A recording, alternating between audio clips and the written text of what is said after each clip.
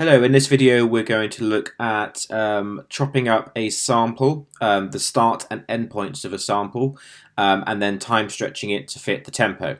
If you're given an audio file as part of the final exam, it might have some space or some silence at the beginning, or it might be a longer sample that you want to take a small section out of.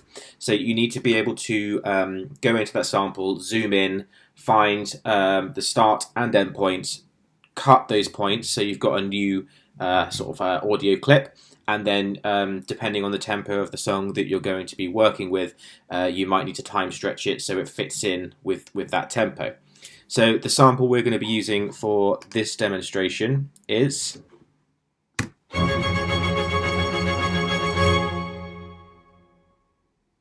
okay. We could see that the start of this sample, there's a bit of silence and then it fades out, and then we've probably got a bit too much of the end of the clip here. So what we're going to do is we're going to zoom in and we're going to set the start point of the sample first. Okay, so you can drag open the audio track to make the waveform a bit bigger vertically, and then if we move the cursor to the start of roughly where we want to edit, then we can zoom in with this fader here. You can also hold down the Command and Option key on the keyboard and use the scroll wheel to zoom in and out. It's a bit quicker. So we're starting around here somewhere. So first of all, let's try and get a rough start point. So let's maybe bring it to about here. But really what I should do is move this to the start of the bar because I'm in the middle of the bar at the moment. So let's plug this here, put the cursor here. Okay, so another thing we need to be aware of is trying to find zero crossings in the audio file. So if we increase the waveform size, we can do this by using this waveform zoom. We click and hold and drag up. It helps us get a better view of what's going on with the waveform. If we zoom in as far as we can go, we can see how the waveform moves up and down. Really what we want to do is try and find a point where the waveform is on this middle line here. The reason for this is that if you loop audio clips like this and the waveform is above or below that line, you can get issues with little pops and clicks. For example, if the waveform is somewhere up here at the beginning and it's somewhere down here at the end of the sample, then when it loops, it will snap quickly between this position and this position, and that can cause a pop in the sound. So I'm going to drag this as accurately as I can. So about there seems to be kind of on the line. And on the right channel here, if I move it to about here, I'm as close to the middle line as I can get, which is our zero crossing point. So if I now drag this back,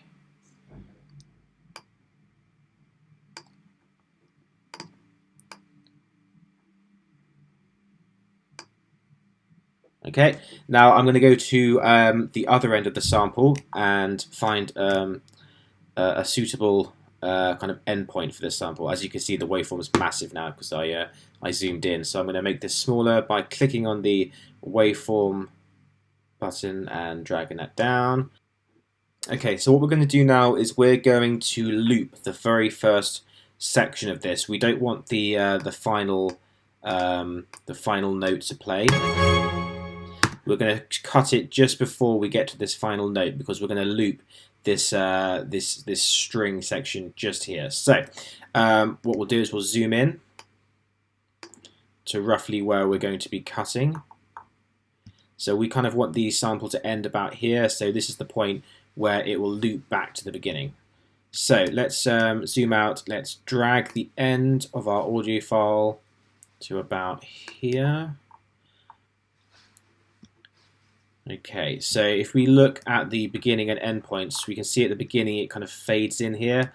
So we kind of want a point where it's going to sort of begin fading at the end. So let's maybe put it to here.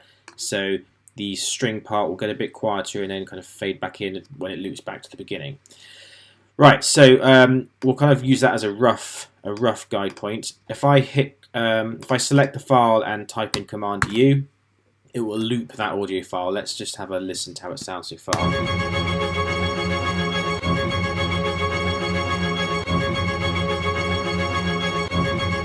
It does feel like it's jumping a bit at the beginning, so we might actually have to pull the beginning of the audio clip in a bit more as well. So let's go back and re-edit. Let's maybe start it around here. Once again, we have to make sure we're on a zero crossing so we don't get any pops and clicks. So let's zoom in again.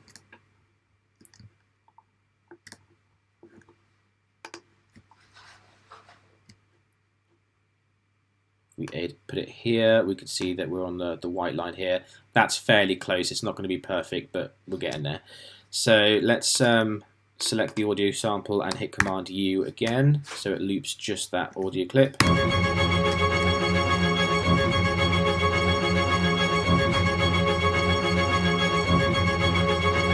That's relatively clean. Let's go to the end and make sure that we're not going to get any pops and clicks here either.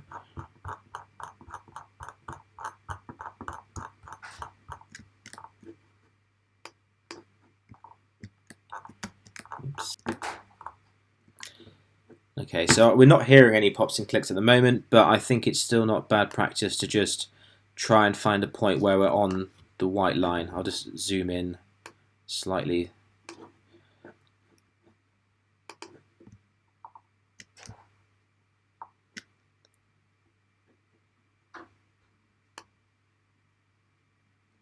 Perhaps this point here, we're kind of close to the central line here, and here this might do the job. So let's select the audio clip, hit Command U again just to loop that, and we'll have a listen back.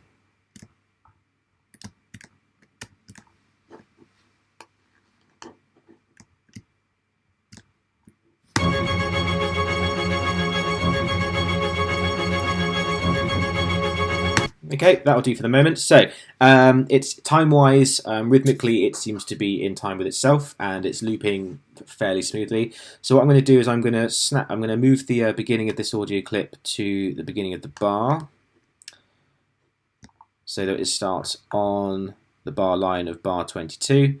I'll move the start point of my loop marker there. So we want to time stretch this sample so that it's exactly 1 bar long. If we put the metronome on and listen back to it, we'll find that it's probably a little bit slow. Okay, so we need to time stretch it. So it's best to set your tempo before you time stretch. So if you want to do something that's more kind of house tempo, then maybe 130 or 140 BPM. Drum and bass might be a 160, 170, or perhaps something slower like hip hop. So I'm going to keep it 120 for this demonstration. So in order to time stretch the whole sample, I will hold down the Option key on the keyboard. I will move the mouse to the bottom half of the right edge of the audio clip, and then we'll see that the cursor has changed to a bracket with 3 lines on either side. I will click and hold and then drag it back so that it lines up with the beginning of bar 23. So that would make it 1 full bar length. I will let go. And we should now have an audio file that's rhythmically in time with the click. And if I were to duplicate this, it should seamlessly move from one clip into the other. We could kind of have it running over several bars.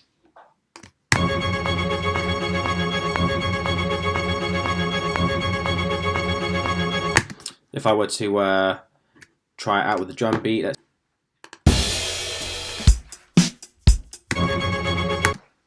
drag this beat in.